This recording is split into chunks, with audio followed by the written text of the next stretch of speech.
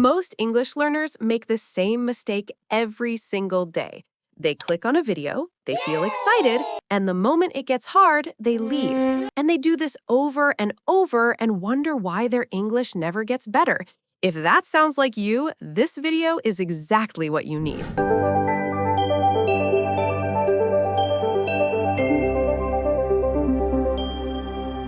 You have been studying English for months, maybe years. You understand your teacher, you understand the videos, but when it is your turn to speak, nothing comes out. That feeling has a name, and more importantly, it has a fix. I'm Jake. And I am Jessica. And today we are talking about one of the biggest frustrations that English learners have. You understand English, but you cannot speak it. Yes, and if that is you, please know that you are not alone. So many learners feel exactly the same way. Exactly. And it is not your fault. There is a real reason why this happens, and once you understand the reason, you can fix it. But before we get into it, everyone please like this video and subscribe to English from Zero so you never miss a lesson. And share this with a friend who feels the same way. They will really thank you for it. Okay, Jessica, let's get into it. Why does this happen? Why can we understand English but not speak it? Okay, Jake. So the first reason is that understanding and speaking are two completely different skills. Two different skills. Can you explain that more? Yes. When you listen or read, your brain is receiving information. It is passive. You are just taking it in. Like watching a video or reading a book. Exactly.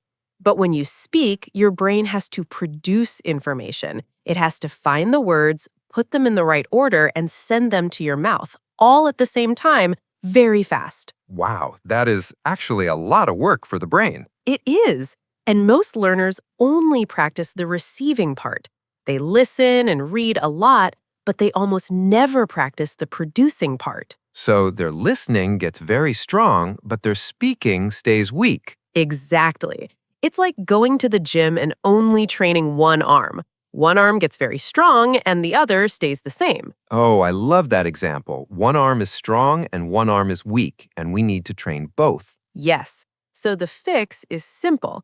You need to start training your speaking muscle every single day. The speaking muscle? How do we train it, Jessica? Even if you have nobody to talk to, you can talk to yourself.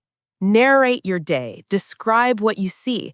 Ask yourself questions and answer them in English. So just start producing English, even alone, even quietly. Yes, the more you produce English, the easier it becomes. Your brain gets faster and more confident. That is so helpful. Okay, what is the second reason? The second reason is that most learners wait until they are ready to speak. Waiting until they are ready. What is wrong with that? The problem is that that day never comes. There is no magic moment when you suddenly feel ready. Confidence in speaking only comes from speaking. So you have to speak first and the confidence comes after. Exactly, not the other way around. So many learners think, I will speak when my English is good enough. But your English gets good enough by speaking. Wow, that is a little bit of a mind trick. You need to do the thing to get good at the thing. Yes, exactly like that. You cannot learn to swim by reading about swimming. You have to get in the water. And maybe swallow a little water at the beginning. Yes, maybe a little, but that's how you learn. I love that. Okay, everyone, tell us in the comments, do you understand English well but struggle to speak?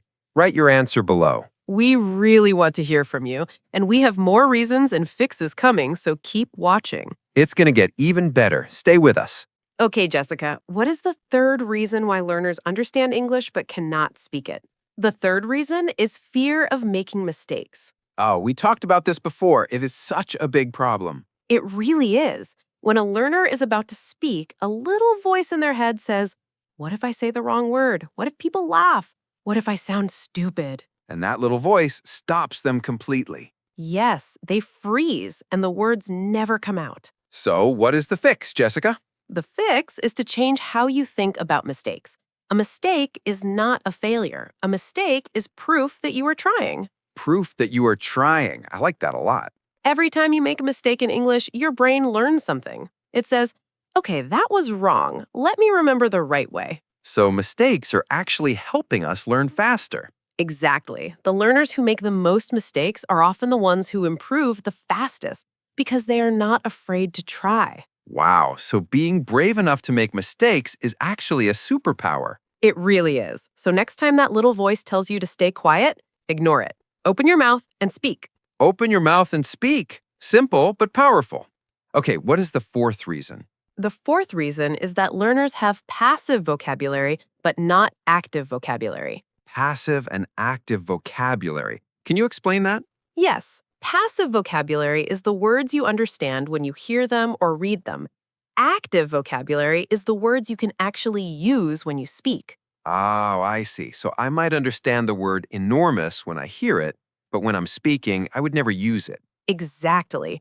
Most learners have a very large passive vocabulary. They understand many words, but their active vocabulary is much smaller. So when they try to speak, they can only find a few basic words. Yes, and they get frustrated because they feel like they know English, but the words are not coming out. So how do we move words from passive to active? You have to use the word, say it out loud, put it in a sentence, use it in a conversation. The moment you use a word actively, your brain moves it from the passive side to the active side. So just knowing a word is not enough. You have to actually use it. Exactly. Use it or lose it. Use it or lose it. That is so true.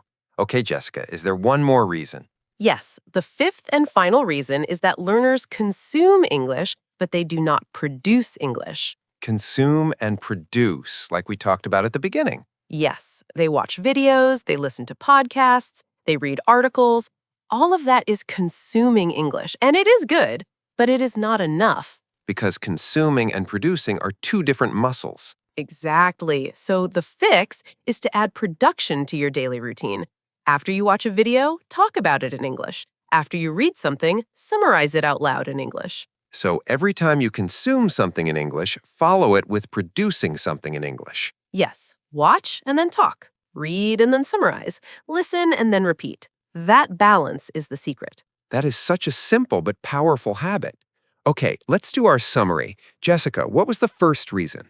The first reason was that understanding and speaking are two different skills. You need to train your speaking muscle every single day. The second reason was waiting until you feel ready, but confidence comes from speaking first, not from waiting. The third reason was fear of mistakes. Remember, mistakes are proof that you are trying. Be brave and open your mouth. The fourth reason was passive vocabulary versus active vocabulary. Use your words out loud so your brain moves them to the active side. And the fifth reason was consuming without producing. After every English video or article, produce something. Talk, summarize, repeat. All 5 reasons have one thing in common. You have to actually use English, not just study it. Yes, English is not a subject, it's a skill, and skills only grow when you practice them. English is not a subject, it's a skill. I will remember that forever. Good. And if you want to keep building that skill, we have another video that will help you even more. Click on it right now and keep going. Your English is already getting better. We can feel it. See you in the next one.